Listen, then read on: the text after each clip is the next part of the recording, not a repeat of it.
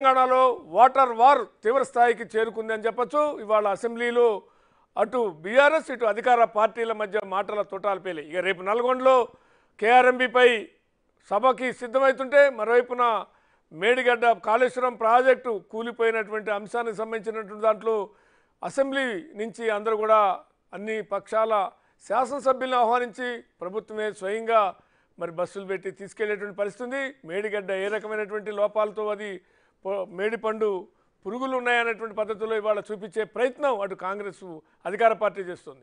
మొత్తానికి రెండు, ఒకటి కేఆర్ఎంబీ, మరొకటి కాళేశ్వరం. మరోవైపున మీరు తెలంగాణకు అన్యాయం చేశారంటే మీరు అన్యాయం చేశారు. ఇది మాటల తోటాలు చివరికి రేపు కార్యరూపం దాల్స్తున్నాయి. అటు భారీ బహిరంగ సభకు వారు ప్రధాన ప్రతిపక్షం, ఇటు కాంగ్రెస్ పార్టీ కూడా. ఆ వివరాలు ఏంటో డిబేట్లకు వెళ్ళే ముందు ఒకసారి చూద్దాం.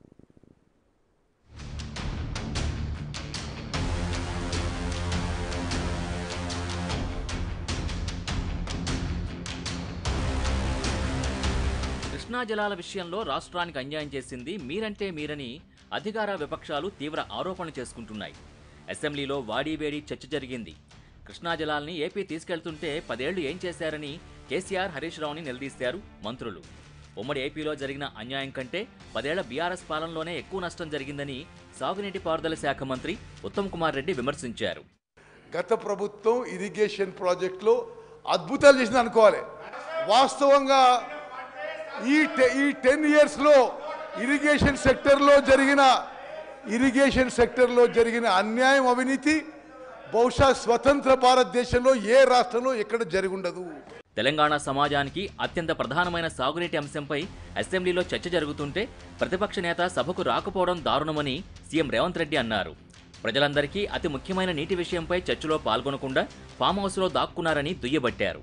హరీష్ రావును సభకు పంపిస్తే అన్ని అబద్ధాలు మాట్లాడుతున్నారని విమర్శించారు. అసలు వాళ్ళ నాయకుడు ఎందుకు రాలేదు, ఎందుకు ముఖం చాటేసిండు అంటే ఈ రోజు ఇక్కడికి వస్తే వీళ్ళకెవ్వరికి విలువ లేదు అధ్యక్ష. పార్టీలో వీళ్ళ మాటకు విలువ లేదు, మనుషులకు విలువ లేదు. పార్టీ యజమాని, ప్రతిపక్ష నాయకుడు వారు వచ్చి మాట్లాడాలి ఇక్కడ.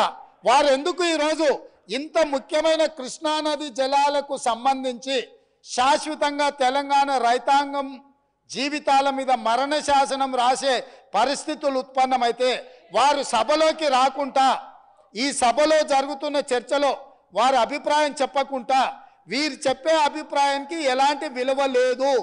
వీళ్ళు ఎంతసేపు మాట్లాడినా ఈ మాటలకు, ఈ చర్చలకు ఏమాత్రము చట్టబద్ధత లేదు. కాబట్టి ఇప్పటికైనా మీరు వారికి సూచన చేయండి, లేకపోతే సభ వాయిదా వేయండి. చంద్రశేఖరరావు గారిని సభలోకి రమ్మనుండ్రి. చంద్రశేఖరరావు గారు వచ్చినాక, ఎందుకంటే ఈ 10 సంవత్సరాలు జరిగిన పాపాలకు వారు కారణము. పాపాల భైరవుడి సభలోకి వచ్చి చర్చ చేస్తే తప్పకుండా మేమందరం కలిసి సమాధానం చెప్తాం. వారిని సభలోకి రమ్మనుండ్రి, చర్చ చేద్దాం. బీఆర్ఎస్ ఎమ్మెల్యే హరీష్ రావు ప్రభుత్వంపై ఎదురుదాడి చేశారు. విభజన చట్టంలోనే తెలంగాణకు కాంగ్రెస్ అన్యాయం చేసిందన్నారు. ఈ 299కు ఆజ్యులే కాంగ్రెస్ పార్టీ.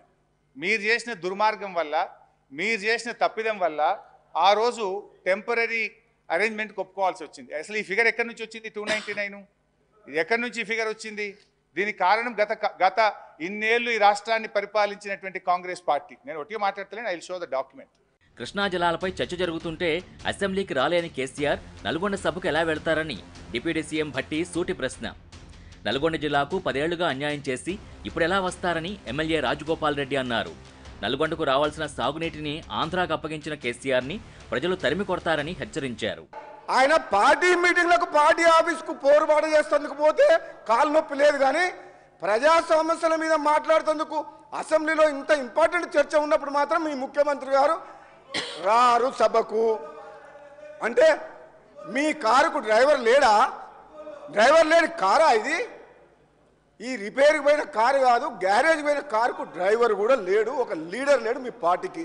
అర్థమవుతుంది మాకు. మేము ఎవరితోటి మాట్లాడాలి? అసలు నిర్ణయాలు తీసుకుంది ఎవరు?